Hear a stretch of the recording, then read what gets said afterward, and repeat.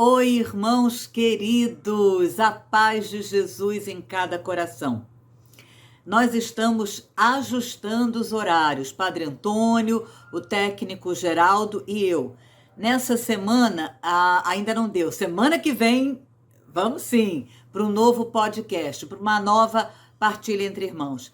Nessa semana, nós vamos ainda reprisar um podcast do ano passado, que me fez um bem imenso, e eu tenho certeza que vai fazer a você também. Se quando começar você ver, eu vi, vai valer a pena ver de novo. Depois você me diz se vai valer ou não. E se você não viu, tem tudo a ver com esse início de ano. Depois você me diz aí no chat. Então, semana que vem, Padre Antônio, técnico Geraldo e eu estamos firmes e fortes na força do Espírito Santo. Abraço fraterno, irmãos. Até semana que vem.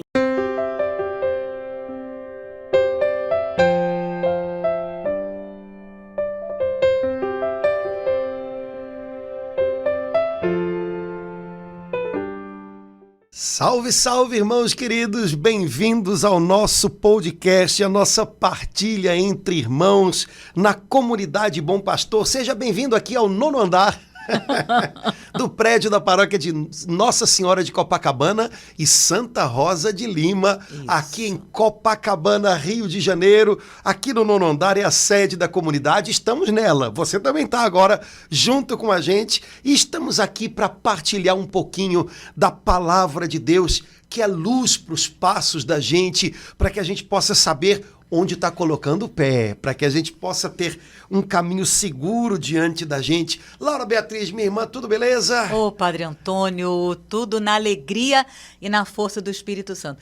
Padre Antônio, já que o senhor deu, assim, um endereço, eu vou só completar e dizer, Rua Hilário de Gouveia, 36, 9º andar. Olha, irmãos, a nossa capela é linda. Vale a pena você vir aqui conhecer. E todos os dias, às 8h30 da manhã, de segunda a sexta, nós estamos louvando a Deus com a oração de laudes. Nossa capela é linda, né, Padre Antônio? É linda. Laudes, para quem não conhece essa moça, obrigada. É a oração da manhã da liturgia das horas. Né? A oração oficial da igreja chama-se, né, a oração diária oficial da igreja chama-se liturgia das horas, porque tem como tarefa ir santificando as horas do nosso dia e nós vamos oferecendo a Deus, né?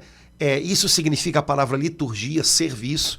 Então nós vamos oferecendo a Deus o nosso serviço de louvor através dos salmos. Então a liturgia das horas, a oração da manhã, chama-se laudes, não é o nome... Que é louvor, né? Não é o nome da prima da Laura, não, né? Então, laudes, né? E aí, todo dia, aqui na comunidade, de manhã... 8h30. 8h30. De segunda a sexta. Newton está querendo, por enquanto, ainda é de segunda a sexta. Beleza, aqui na comunidade, para fazer essa oração. E passa na internet também, não é? Sim. No nosso pelo Instagram. YouTube, no YouTube, com Bom Pastor, de 8h30 às 9h05, 9h03, 9h10 no máximo. Beleza, então pelo YouTube dá para o pessoal acompanhar com a gente a oração da manhã, de segunda a sexta. @com Bom Pastor. Maravilha, pronto, já fizemos o jabá do dia. Muito bem. Laura, olha, eu tinha vontade hoje de assim, propor para você que a gente partilhasse um pouquinho uma palavra que é da parte de Deus para nós hoje. Agora, no mês de outubro que passou, o Conselho Nacional da Renovação Carismática no Brasil, ele estava reunido e todos os anos, nessa época do ano, setembro, outubro, se pede ao Senhor uma palavra para nortear um pouquinho a renovação no Brasil ao longo do ano seguinte. Então, a mesma coisa foi feita agora em outubro. O Conselho da Renovação orou ao Senhor, se colocou em escuta e o Senhor deu uma palavra para ser uma direção dele, uma seta dele para a gente ao longo de 2023. A palavra que o Senhor nos deu foi Efésios capítulo 5, versículo 14. Desperta tu que dormes, levanta-te dentre os mortos e Cristo te iluminará. Uau, que sacudida, Padre Antônio. Pois essa daqui é boa para, né? É um chacoalha cristão, né? Uau. Então, desperta tu que dormes, levanta-te dentre os mortos e Cristo te iluminará. Mas como você reparou logo de primeira, é uma palavra de sacudida. Então, até para a gente entender um pouco mais, afinal de contas, qual é a sacudida que o Senhor está nos dando com essa palavra, seria legal que a gente começasse a partilhar desde um pouquinho antes, porque aí eu acho que as coisas vão ficando um pouco mais claras, né? É uma palavra de exortação da parte de Deus, é um despertar de Deus, é um acordar para um tempo novo, mas o Senhor dá essa palavra por uma série de desafios que aparecem aqui em Efésios capítulo 5, nos versículos anteriores. Então a minha proposta era que a gente desse uma lidinha junto, nesse trechinho de 5, Efésios 5, a partir do versículo 6, para a gente entender melhor, afinal, a gente está dormindo em quê? O que significa esse dormir? O que significa despertar? Né? Primeiro o Senhor dá um diagnóstico da nossa situação espiritual. Ele está afirmando aqui, está afirmando que a gente está dormindo. Exato, quer dizer, há um torpor, há uma apatia, há uma passividade, tu que dormes. E há um chamado, desperta, né? Assume uma outra postura de alma, né? Na verdade, esse dormir e esse despertar são posturas diferentes que a gente pode ter dentro da gente. Uma postura de estar desatento, enfim, e uma postura de atenção, de vigília, né? Então, acho que para a gente entender melhor essa história, seria bom a gente dar uma olhadinha a partir do versículo 6, poderia ser até do início do capítulo 5, mas aí o negócio não acaba hoje, né? Mas eu acho que a partir do versículo 6 já está de bom tamanho, né? Porque começa já com uma coisa que, nossa mãe, Paulo, o que você andou fazendo em 2022, né?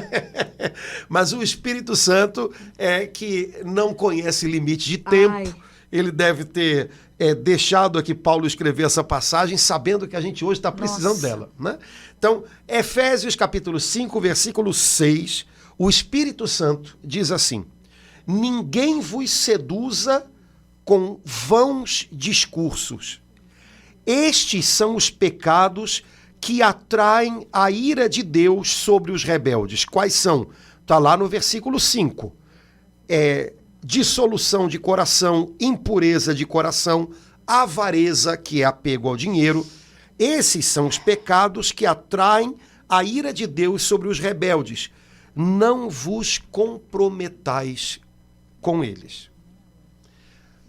Bom, me parece que o primeiro toque do despertador para a gente despertar, né, já está aqui no versículo 6. Ninguém vos seduza com vãos discursos.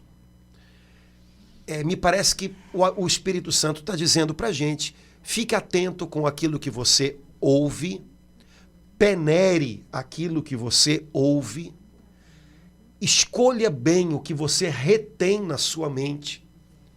Cuidado também com aquilo que você fala, com aquilo que você replica. Vãos discursos seduzem.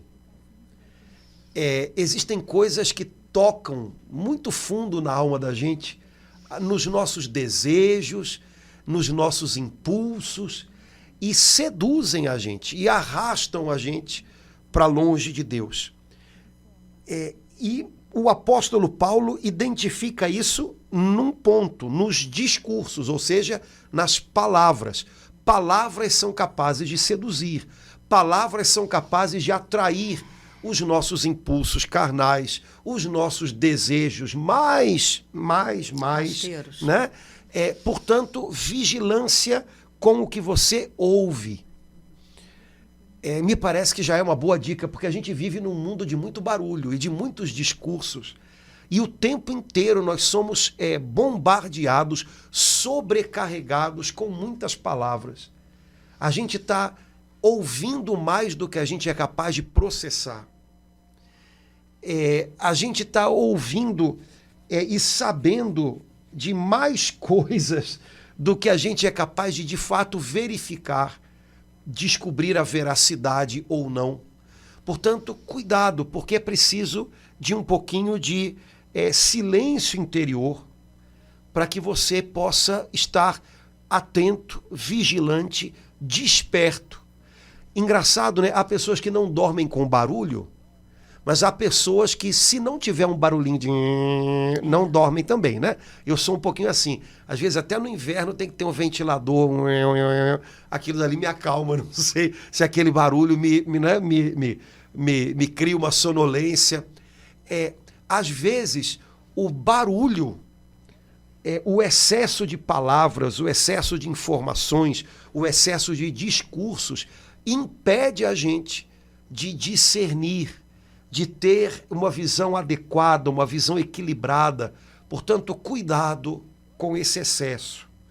Porque ao invés de ele ajudar, ele às vezes atrapalha muito.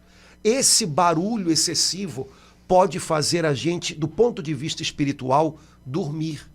Ou seja, ficar incapaz de discernir o que vale a pena e o que não vale a pena ser guardado dentro da gente. Né? São Paulo está falando aqui para a gente, final do ano, em 2022, de uma forma tão veemente, tão clara. E, Padre Antônio, assim, a primeira coisa que me vem é que está implícito aqui, a palavra discernimento não está escrita aqui, mas para mim ela está inscrita aqui. Né? Se São Paulo nos alerta, né? Cuidado com os... Que ninguém, mais do que isso, né? Ele fala que ninguém vos seduza com vãos discursos. Significa que alguns de nós podemos ser seduzidos, se é que a gente não foi, né? E, ao mesmo tempo, que ninguém vos seduza, eu sinto assim um chamado ao discernimento, que é um dom do Espírito Santo tão importante que eu não sei até que ponto a gente tem usado pouco e a gente precisa usar mais nesses tempos de tanto barulho, e que a gente acaba fazendo o contrário do que São Paulo fala aqui, acaba sendo seduzido por tantos discursos vãos.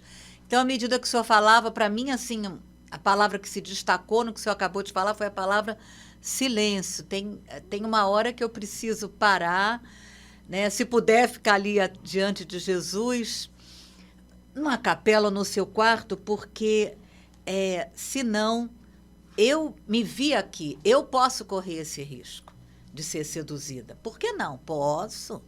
Eu posso ser. Então, Deus, no seu amor de pai por mim, está me falando diretamente. Laura, minha filha, cuidado, não se deixe seduzir por vãos discursos. E ainda fala mais no final, né? Não vos comprometais com eles. Então, além de eu ser seduzida, eu ainda corro o risco, sim, porque seduzida eu seria comprometida.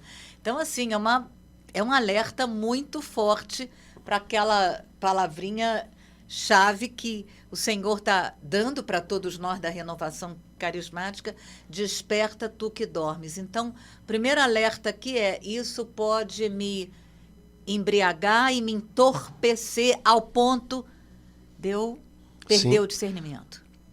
Não há discernimento sem silêncio externo e interno.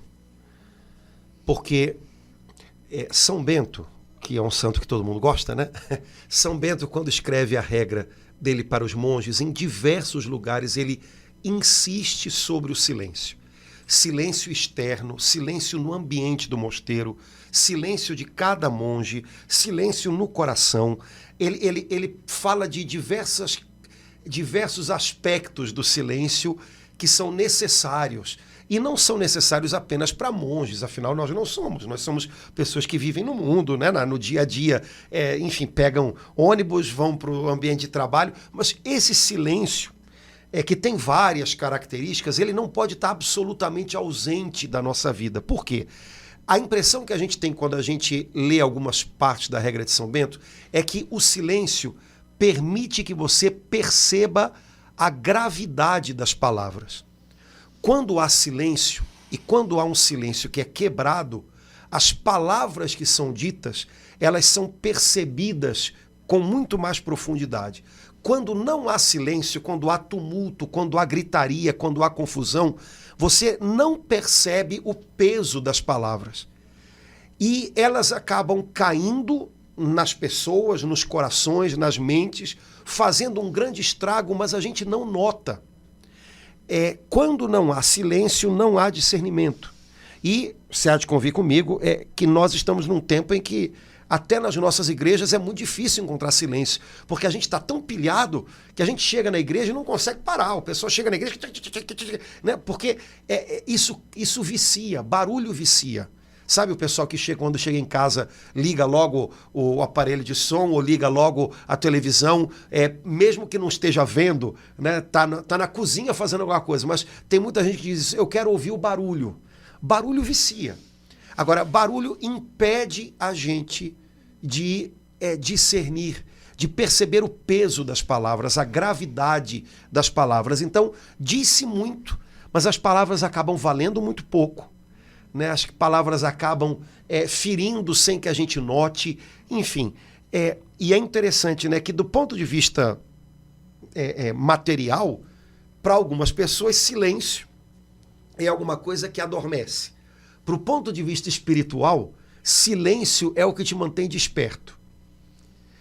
Barulho é o que entorpece e adormece a gente espiritualmente. É o contrário. Então, vigilância nisso, né? Como é que tá o meu... Tem um aparelhinho, né? Lá na igreja, uma época a gente faz muito barulho para os vizinhos. Um abraço para os meus vizinhos, tem uma paciência do tamanho do mundo. A gente comprou um aparelhinho que mede os decibéis, né? Para medir a quantidade de barulho, porque a partir de uma certa coisa, aquilo faz até mal, né? A gente tinha que ter um aparelhinho desse dentro da gente. Olha, se eu já ouvi coisas demais hoje, chegou a hora de desligar isso daqui, ou de ligar a TV e parar. Se eu já tive conversas demais hoje, talvez seja a hora de parar de conversar. Porque conversar é legal, mas parar de conversar também é. Porque senão a gente perde a capacidade de distinguir uma coisa da outra. E isso é discernimento. Né? Quando você perde a capacidade de distinguir que falar é bom, mas calar também é. Né? Pronto, é sinal de que você espiritualmente está um pouquinho em perigo. Então, eu acho que é o primeiro alerta, né, para que a gente não esteja entorpecido espiritualmente, adormecido espiritualmente. De vez em quando, bota aí o decibelímetro no seu coração, qual é a intensidade do barulho, porque se for preciso, diminua para que você não perca o seu discernimento. Padre Antônio, antes da gente ir para o seguinte, que é maravilhoso, mas não tem como, depois de tudo isso que o senhor falou, de dizer que tem uma pessoa linda que nos ajuda muito nisso, que é Nossa Senhora. Quando o senhor falava assim, me via assim, Nossa Senhora, que na Bíblia fala tão pouco, né, Padre Antônio? Alguns lugares tem Mãe do Silêncio, né, Nossa Senhora, assim, nos mostrando mesmo, né, nos ensinando, me ensinando, minha filha, olha aqui, você precisa mais. Então, enquanto o senhor falava assim, eu contemplava Nossa Senhora, que nos ajuda muito nesse discernimento, né, Padre Antônio? Sim, há uma tradição, né, com a qual a gente identifica Nossa Senhora como uma alma silenciosa. Silenciosa para receber de Deus o que ela devia receber, silenciosa para cumprir a sua missão com discrição e com perfeição, silenciosa de tal maneira que o pouco que ela diz fica forte nos corações. Esse é que é o segredo. Né? Há poucas coisas que Nossa Senhora fala na Bíblia, sim, quer dizer, a Bíblia registra poucas coisas, mas é porque o que ela diz, o que é necessário que ela diga, brota do silêncio dela e cala fundo no coração. Uma pessoa que é muito verborrágica, ela fala demais, mas se você espremer, não fica. Né? Então, lembrar disso, às vezes em casa, né? Há momentos em que a gente tem que falar e logo depois a gente tem que parar de falar, para que aquilo que a gente falou chegue dentro da outra pessoa. Até em casa. Porque se você exaspera na falação, você já falou o que era necessário, você já falou o que era suficiente, daqui a pouco você está falando o que não devia, do jeito que não devia, e aí pronto. Ao invés daquela palavra ser uma ponte para chegar no outro, ela começa a criar obstáculos, né? Barreiras, distâncias. Então, o silêncio também dá força àquilo que eu digo. Amém. Caso contrário, não. Se eu falo além da conta, se eu falo na hora errada, do jeito errado, se eu não não percebo, olha, eu falei o que eu tinha para dizer, agora espera, vamos ver se a ficha cai, como a gente fala. Se eu não percebo isso, eu atropelo as minhas palavras, né? Eu acabo falando de uma maneira excessiva e elas perdem o peso delas, elas perdem a capacidade de verdade impactar o coração do outro. Padre Antônio, quer dizer, então, o primeiro ponto para a gente ficar atento, para não entrar no torpor, em dormir, em ouvir, desperta, é saber que eu preciso silenciar mais, né? E falar menos. E discernir mais. E discernir mais. Amém. Discernir, eu acho que essa é a palavra. O Papa Francisco adora essa palavra, né? Ele tem falado muito sobre isso, e eu creio que é uma palavra fundamental para o nosso tempo. Discernir. No fundo, o dia do juízo vai ser um dia de grande discernimento, porque o Senhor vai separar, né? Jesus, em mais de uma vez, diz aos apóstolos que não se pode tirar o joio para que não se arranque o trigo junto enquanto eles estão crescendo, deixa crescer, né? Jesus usa expressões para dizer que no fim vai haver um grande discernimento, ou seja, aquilo que é mal, aquilo que desagrada a Deus vai ficar claro, e aquilo que é de Deus, aqueles que são de Deus também vão ser reconhecidos. Então, o dia do juízo vai ser um dia de discernimento. E, de alguma maneira, como nós estamos, como cristãos, antecipando esse juízo na nossa vida, porque um cristão ele tem que estar em conformidade com o juízo de Deus cada dia da sua vida, a nossa vida é um grande caminho de discernimento. Né? Então, vamos embora. Padre né? Antônio, eu tremi agora, porque, meu Deus, eu vou procurar depois para ver onde é que está. Porque eu lembrei que Jesus falou que no final dos tempos sereis julgados por toda palavra vã. Sim. Meu Deus, eu vou ser julgada por toda palavra vã que eu disser. São Paulo disse que nós seremos julgados pelas palavras inúteis. Ele não disse nem que a gente vai ser julgado pelas palavras ruins. Pelas palavras inúteis. Ele falou pelas palavras inúteis. Vem, Espírito Santo. Vixe, né? Então, meu Deus. Como a gente precisa tomar cuidado, porque palavras não são som. Palavras são veículo de um coração a outro, de uma vida a outra. E se a gente não pesa bem tudo isso, sabe, o nosso impacto, a nossa influência sobre as pessoas pode ser muito negativa. Por outro lado, todos nós sabemos como pode ser maravilhosa a influência de uma palavra abençoada, uma palavra discernida, uma palavra boa, uma palavra verdadeira, luminosa, né?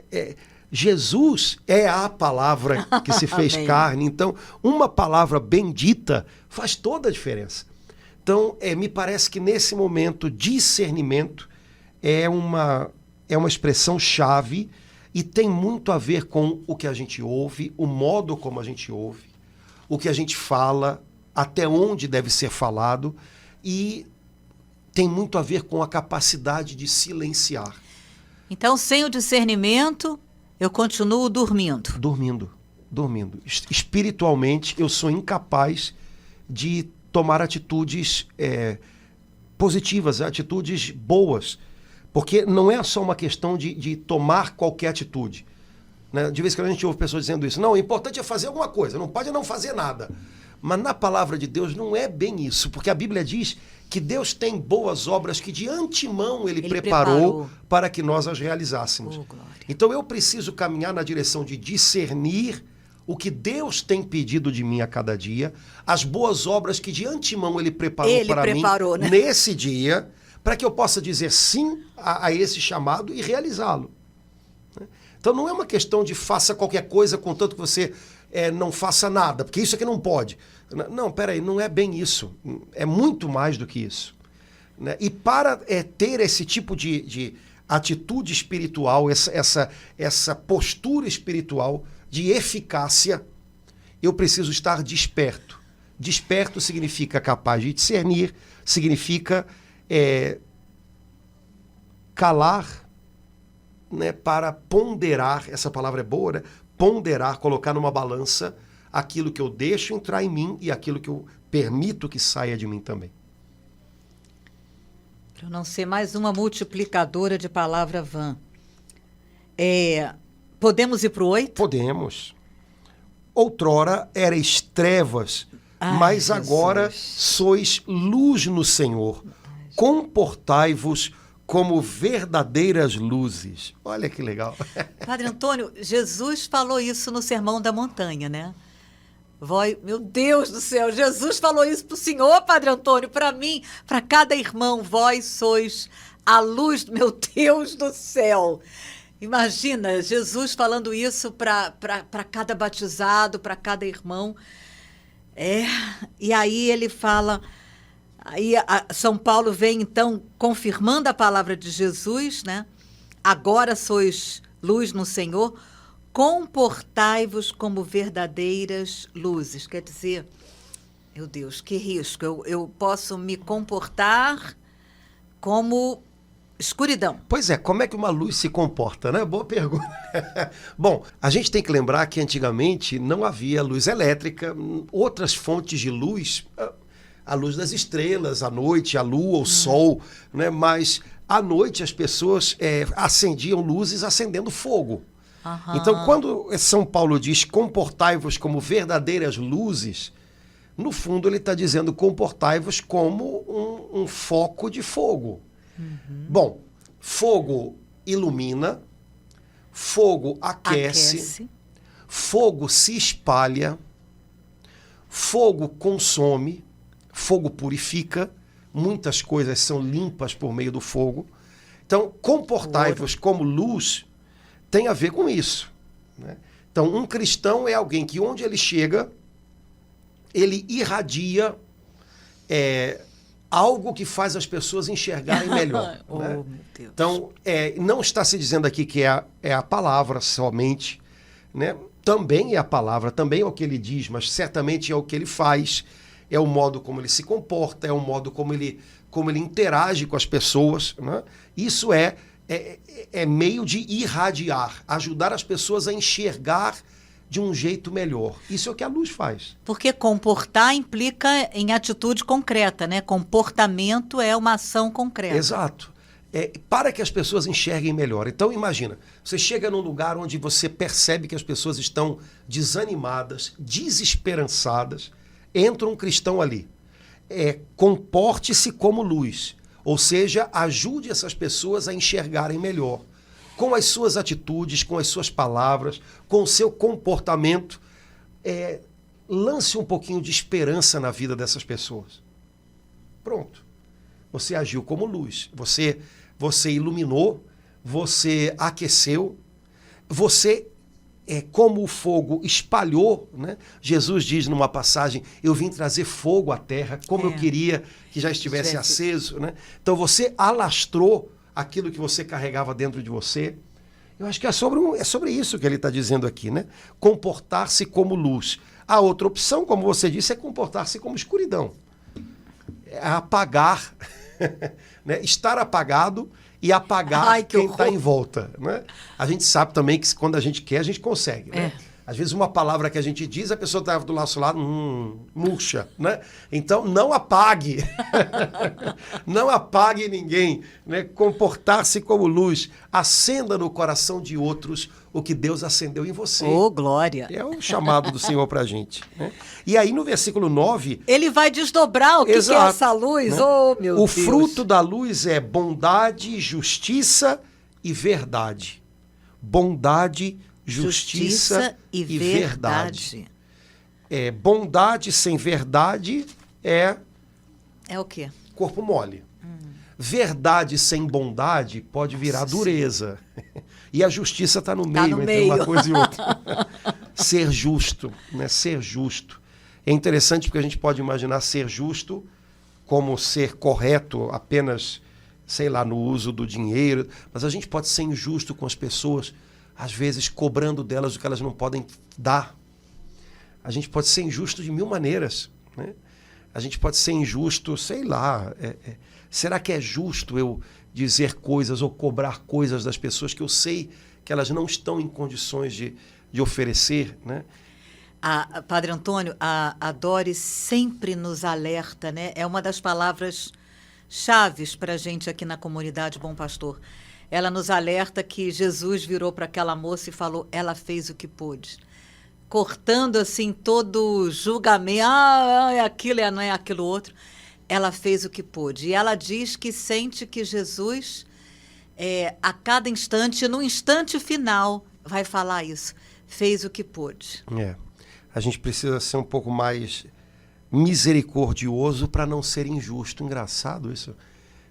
A gente tem que ser mais misericordioso com as pessoas para não ser injusto, cobrando delas, esperando delas, exigindo delas, muitas vezes o que elas não podem nos dar. Porque a gente cria expectativas, a gente cria a impressão de que as pessoas têm que corresponder a gente. E aí, quando elas não conseguem, a gente corre o risco de cometer uma injustiça.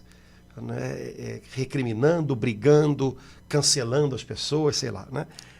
Portanto... E às vezes não fazendo isso, mas o coração ressentido, né? Porque eu esperei algo, não tive, e aí eu me mantenho educadamente sem falar, mas o coração está... Sim. Dentro, a gente está sendo injusto. Dentro, no coração, na alma. Então, frutos da luz. O fruto da luz, né? Interessante porque é no singular. O fruto da luz é bondade, justiça e verdade. Depois, outro versículo, no fundo, falando sobre discernimento. Versículo 10.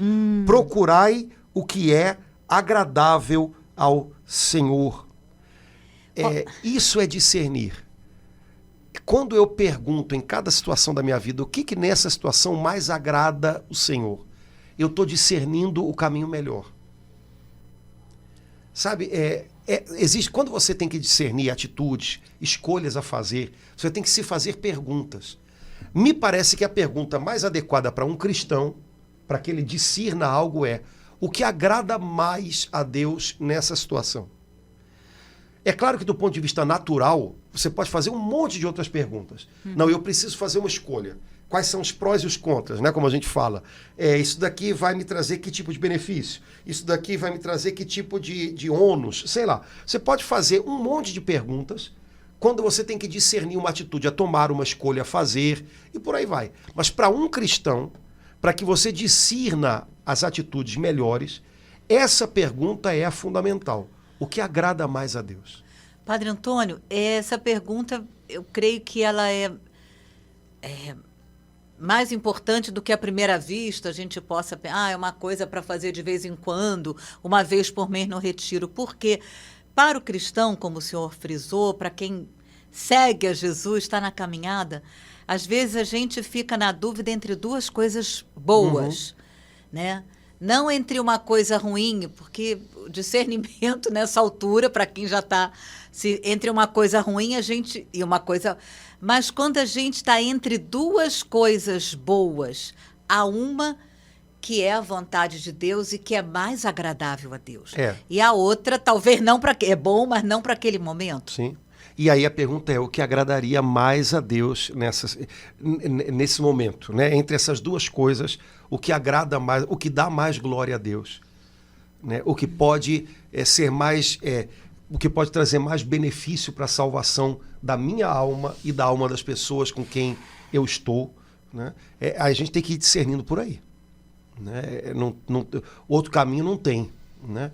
Então, procurai o que é agradável ao Senhor, me parece que é uma frase que, por exemplo, os jovens podiam fazer essa pergunta ou lembrar dessa frase com mais frequência, né? Os jovens estão em época de decisões, de escolhas, né? E às vezes você tem que escolher entre uma coisa boa e outra boa, mas, afinal, né? Talvez colocar essa frasezinha em algum lugar, né? Procurai o que é agradável ao Senhor. Pode ajudar a gente a dar passos mais generosos, passos mais seguros, né? Passos numa direção melhor.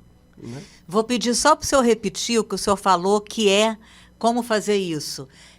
O senhor falou que para eu saber o que é mais agradável a Deus, eu preciso saber aquilo que vai ajudar a edificar mais a minha alma e a vida dos outros, isso? Sim, e o que dá mais glória a Deus. E o que dá mais glória a Deus. Né? Entre duas coisas boas, o que dá mais glória a Deus é o que é o melhor a fazer. Exato. Né? Então, passinhos para o discernimento. Ótimo. Agora, essa frase aqui, eu não sei, Laura, eu estou achando até que eu vou fazer no meu computador lá, vou cortar e vou colocar... O quê? Essa frase, esse versículo 10, procurai o que é agradável ao Senhor. Vou colocar lá perto da minha cama, lá no, né, no espelho do banheiro. Procurar, e nunca pensei. Procurai realmente, o que é agradável ao porque Senhor. a gente tem que procurar, né, Padre Antônio? Nossa, buscar, senão a gente acha que está agradando, meu Deus. E no fundo a gente acaba fazendo mais do que a gente quer mesmo, né? E se embola. E aí, continuando. Não tenhais cumplicidade nas obras infrutíferas das trevas. Pelo contrário, condenai-as abertamente. Essa palavra cumplicidade, meu Deus, eu achei tão forte. Não tenhas cumplicidade, né? Que a gente lembra, vê filme, né? Foi cúmplice daquele crime, daquele assassinato. Então, à primeira vista, mas não tem asco. Não, eu não quero saber dessa obra das trevas, não, mas para que a palavra de Deus me alerte, então, assim, eu corro o risco de começar devagarzinho a ser cúmplice, a apoiar, no momento que eu não condeno, que eu não falo nada, as obras das trevas. É isso, Padre Antônio? E aí, para a gente sair do lugar comum, que é achar que a gente tem que fazer isso a nível mundial, porque a gente está num mundo de tudo mega, né? A internet dá essa impressão para a gente, né? Que problemas que a gente não tem absolutamente como influenciar, a não ser pela oração, eles são problemas que vão se resolver na minha cozinha, né? E às vezes a gente deixa de fazer o que cabe no mundo real da gente, né? Que é o que a gente precisa fazer, né? Então, não seja cúmplice das obras das trevas. Quer dizer, em algum momento, alguém pode vir falar comigo alguma coisa, né? E olha, eu sem ser grosseiro, sem julgar e condenar o outro, eu posso dizer, olha, meu irmão, eu acho que isso aí não tá legal, não. Repensa isso, né? Ou então, olha, eu não quero conversar com você sobre este assunto, porque eu não quero que você tenha a impressão de que eu estou compactuando com o que você está fazendo. Eu te acolho, você é meu amigo, tudo beleza, eu te amo, se precisar de mim, estou aqui, mas eu não quero ser seu confidente nesse tipo de assunto. Ponto. A pessoa vai ficar chateada. Vai, mas você é teu amigo. Amigos ficam chateados e depois se resolvem. Né? Isso aí eu tenho que tomar cuidado para a gente não ter medo de tudo, medo de perder. Mas não, a gente tem que saber, de vez em quando, né, se atritar e depois se ajeitar de novo. Né? Então, no mundo pequeno no qual a gente, né, as nossas atitudes têm interferência realmente, a gente tem que aprender a fazer mais isso. E, eventualmente, deixar que alguém faça com a gente também. Né? Porque pode ser que alguém chegue pra gente e dê um tom, né? Olha, isso aí não tem nada a ver não, tá? Isso não é de Deus não. Opa, é verdade, né? Para por aqui. Né? Então, pronto. Mas, né? A gente está vivendo num mundo em que parece que o nosso medo de desagradar é tanto, que tanta insegurança é essa, né? Que a gente tem medo de desagradar, pavor de desagradar, né? Que pronto, a gente não fala mais, né? A gente nem com as pessoas que a gente deveria ter liberdade para falar e às quais a gente deveria dar liberdade de falar com a gente. Padre Antônio, eu acho que a filosofia, eu falo isso com toda a consciência, né, do politicamente correto, acabou de tal forma, assim, entrando até no meio cristão, nas igrejas, que acabou gerando esse medo de, né, e será que isso, né? Então a gente tem que ver o que é cristamente, biblicamente, né, igrejamente correto, né, antes de mais nada, né? Sensatamente correto. Humanamente correto. Humanamente correto. Porque aqui não está se falando de situações gerais, você está falando de situações pontuais. Bem então, concretas. Se você tem uma situação pontual junto de uma pessoa pontual com quem você está conversando pontualmente, e aquela pessoa não vai morrer se ela ouvir uma opinião diferente daquilo que ela acha. Ao contrário, pode ser que aquela opinião seja boa até para ela ponderar um pouco melhor e vice-versa. Alguém pode ter uma opinião diferente, me dizer, olha, isso aí não tá legal, você sabe que a palavra de Deus não vai por aí e tal. E isso pode me ajudar a rever um pouquinho o que eu estava pensando, o modo como eu estava agindo. Agora, um ambiente onde não dá para fazer isso é uma conversa de surdos. Eu falo o que eu quero, você fala o que você quer, eu não te escuto e você não me escuta, pronto. Isso não é conversa, isso não é diálogo. Em nome da tolerância, a gente está ficando mudo. Não tem conversa. Né? Então, é uma tolerância falsa, porque não é tolerância, é indiferença. Não importa o que você faz, é indiferente para mim. Não deve importar você o que eu faço, tem que ser indiferente para você. E nós falamos disso, mas como se nós fôssemos surdos um ao outro. Não há conversa real. Né? Não há um caminho dialogado. Ah, tá, aham. E ponto. Acabou sem diálogo. Sem diálogo. Ou então, quando é o contrário disso, a gente grita. Né? Eu grito para não te ouvir, você grita para não me ouvir. E aí pronto, que é a outra opção. Né? Onde há um diálogo verdadeiro, as pessoas caminham juntas dialogando.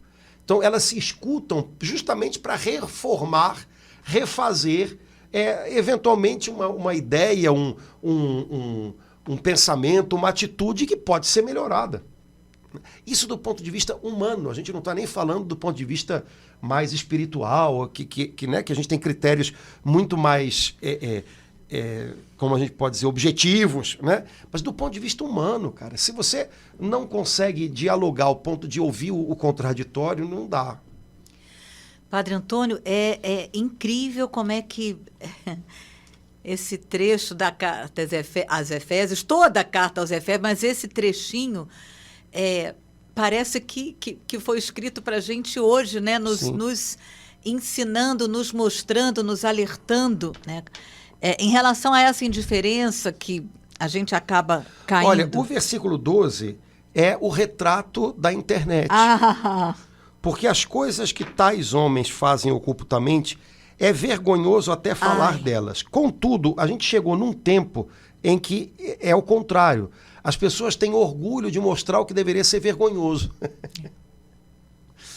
As pessoas querem se tornar celebridades, as pessoas querem algum tipo de credibilidade, porque elas mostram coisas que deveriam manter-se pelo menos ocultas, porque são vergonhosas.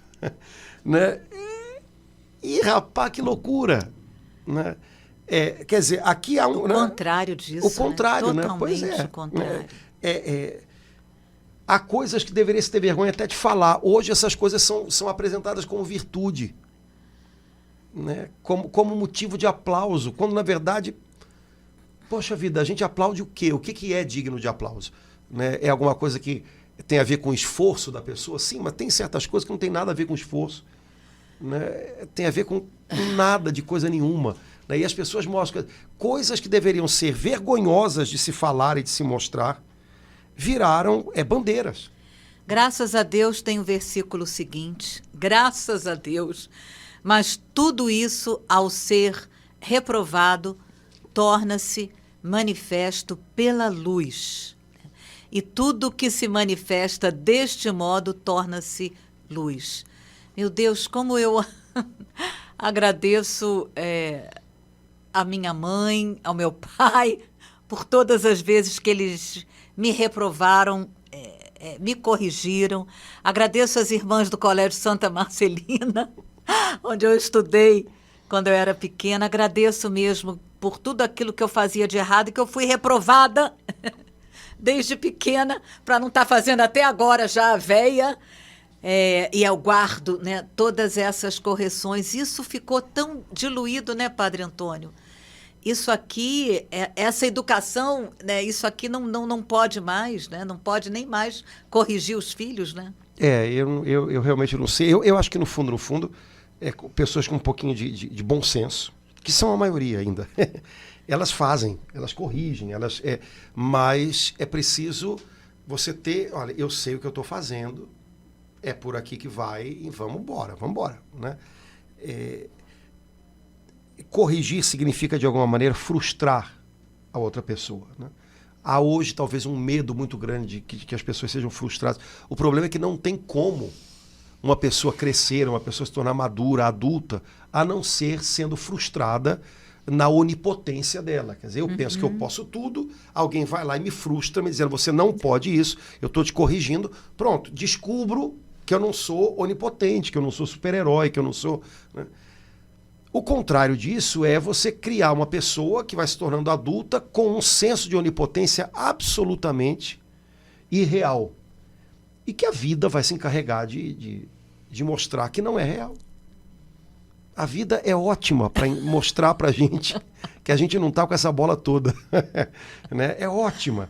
Né? Elas têm umas surpresinhas guardadas na manga que são uma beleza. E paciência, e é assim, né? Mas ser corrigido, né? Ser, de alguma maneira, confrontado, e isso para nós deveria ser motivo de, eu não digo de alegria, porque ninguém gosta, mas motivo de reflexão e a gente aprender a tirar algo legal disso. Né? Peraí, o que eu estou aprendendo com essa história? O que eu estou aprendendo com essa palavra que estão me dizendo? O que talvez eu possa levar de um jeito um pouco mais flexível? O que talvez eu tenha que abrandar em mim mesmo? Porque no fundo a gente está falando o tempo inteiro é da gente. Né? Não é uma coisa para os outros, é para a gente. Né? Então, como é que eu posso, né, aprender algo dessa situação? Ser corrigível é algo muito bom. Né? E é só depois desse passo, eu ser corrigida, é que ele fala, desperta tu que dormes. Né? Então, são todos esses passos importantes, quer dizer, sem ser reprovada, sem ser frustrada naquilo que eu faço de errado, eu vou continuar entorpecida, né? Como às vezes a gente vê, né, alguns irmãos envolvidos no crack. A gente fala isso porque são pecados públicos, de repente, né? Os outros ocultos que ninguém está vendo, só Deus está vendo, né? Porque não é um vício que todo mundo vê que eu caí, mas que Deus, no seu amor, arranja um jeitinho de corrigir a gente também, né, Padre Antônio? Sim, isso que você colocou, eu acho que é o segredo do negócio, né? Sem esses passos, a gente continua entorpecido, a gente continua dormindo. Esses passos são o despertar de Deus para a gente, né? Ele nos ajuda a perceber a vida, né? Ter um olhar atento de novo quando a gente faz esse caminho todo aí que a gente viu até agora, né? O caminho do discernimento, do silêncio, o caminho da bondade e da verdade, o caminho da busca do que é agradável a Deus, o caminho do não ser cúmplice do mal, né? O caminho do ser corrigido, né? E não ser orgulhoso da sua própria maldade. Meu Deus. Né? Tudo isso está no, vamos dizer assim, no roteiro do despertar espiritual que Deus realiza na gente com muita bondade. Ele não faz isso bondade, dando uma saraivada. Não. Né? Isso é a maneira como a minha mãe me acordava. Essa era a maneira. Acorda! Tá atrasado! Né? Esse não é o jeito como Deus acorda a gente. Não. Deus acorda a gente com calma, num ritmo que a gente consegue caminhar com Ele. Né? Ele é um pai mais paciente. Mas é um processo de despertamento. E como todo despertar, né, é exigente, né? É exigente. A gente corre o risco de estar sempre querendo cochilar um pouquinho mais 5 minutinhos, né? Mas não dá, viu? Não dá para mais 5 minutinhos. Por causa disso, Padre Antônio, só mais essa palavrinha aqui, em seguida, como a gente tem vontade, não, Senhor, deixa eu ficar dormindo mais um pouco, no ponto, Senhor, dormindo. E aí vem o seguinte, o 15, que completa de uma forma tão incrível, Padre Antônio. Vigiai, pois, com cuidado sobre a vossa conduta, que ela não seja conduta de insensatos, mas de sábios, que aproveitam ociosamente o tempo, pois os dias são maus. Vigiai, aí... pegando a palavra que Jesus nos dá, né, nos evangelhos, São Paulo aqui retomando essa palavra, e ele ainda assegura com cuidado, vigia com cuidado sobre a minha conduta. Sobre você próprio, exato. Sobre a minha conduta, não é sobre a sua conduta, a conduta do outro. Não. É a minha, é para vigiar sobre a minha conduta, para que ela não seja de insensata. Meu Deus do céu, que palavra, corro esse risco de se bobear, estou aqui no podcast partilhando a palavra de Deus com o Padre Antônio e corro esse risco de sair daqui e ser insensata. Meu Deus, livra-me disso, me ajuda. E aí ele completa, né? Porque aproveitar ansiosamente o tempo. Isso é tão atual, né, Padre Antônio? É. Tão atual, é o tal que o senhor falou no A outro gente podcast. perde muito tempo, né? Eu tenho uma expressão que o pessoal costuma usar, que tempo é dinheiro, né? Tempo é muito mais que dinheiro. Porque dinheiro, se você perde, você pode tentar recuperar depois. Tempo, não. Não dá, né? Então, tempo é mais do que dinheiro, né? Então, sábios são pessoas que aproveitam o tempo. Aproveitam o tempo para quê? Aproveitam o tempo para edificar a sua eternidade.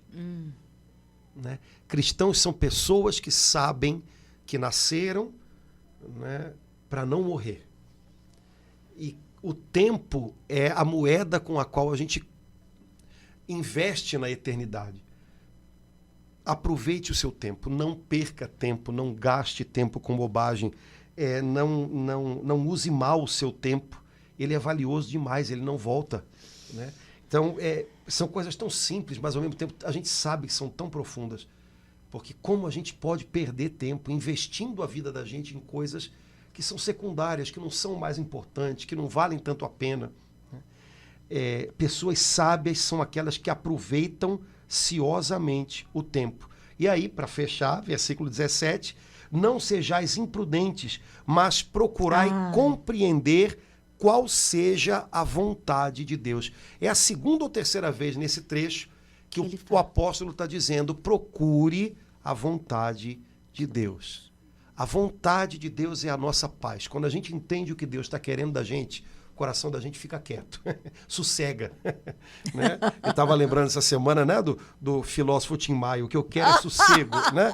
Pois é, eu quero sossego, mas como é que eu vou ter sossego? Como é que a minha alma vai sossegar? Quando eu percebo, o Senhor quer de mim isso hoje, então é isso que eu vou viver. Você pode estar vivendo até algo que talvez seja exigente, porque às vezes a vontade de Deus custa um pouquinho. Mas quando você entende que você está correspondendo a Ele, seu coração tem sossego. E aí eu deixo os outros sossegados E você também deixa os outros sossegados, exatamente. E a nossa paz está na vontade de Deus. Esse é o segredo do negócio. Então, despertar tem a ver com isso, né? Despertar significa o que o Senhor quer de mim hoje, como São José, né? Despertou e fez conforme o anjo lhe havia dito, né? Como Samuel, que despertou, né, três vezes sem entender o que estava acontecendo. Que isso? Né? E quem aí está me chamando? Aprendeu com o sacerdote Eli que na última vez ele devia dizer: Senhor, teu servo está aqui, fala que eu te escuto. Fala, Senhor. Né? Então, assim a gente deve aprender a despertar. Então, vamos lá, vamos nós. Palavra maravilhosa que Deus inspirou a renovação carismática, que ela ajude, assim, cada um de nós a cada dia despertar, Padre Antônio. Exato. A se levantar, a despertar e procurar o que é agradável a Deus, né? E Cristo te iluminará. E Cristo te iluminará. Isso aí é demais. Ele é a luz. Ele a gente é a luz. reflete a luz que vem dele, que é ele. Então, que a gente seja um bonito reflexo da luz de Jesus nesse mundo. Amém. Não é? Amém. Maravilha, Laura. Beleza, vamos nós. Então, senão o pessoal dorme do lado de lá e é para ficar desperto. Vamos nós. Irmãos, um abração. Deus abençoe e até logo. Tchau, irmãos.